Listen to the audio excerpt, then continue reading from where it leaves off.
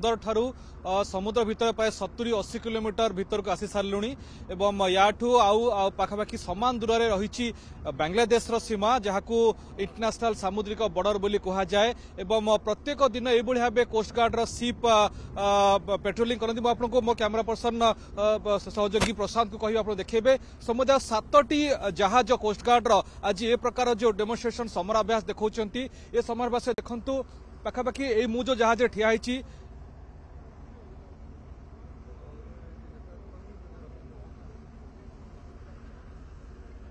एबे आसिला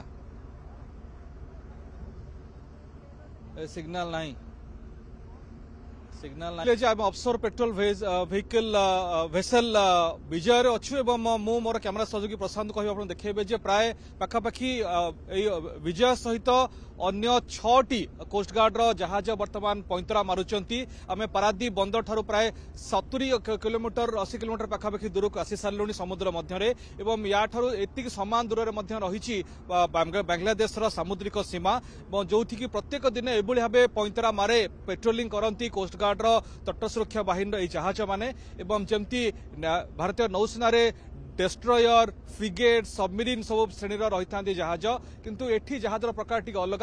जमती मु बर्तमान अच्छी ऑफशोर पेट्रोल वेसेल रे से भाव फास्ट पेट्रोल वेसेल रही किसी इंटरसेप्टर बोट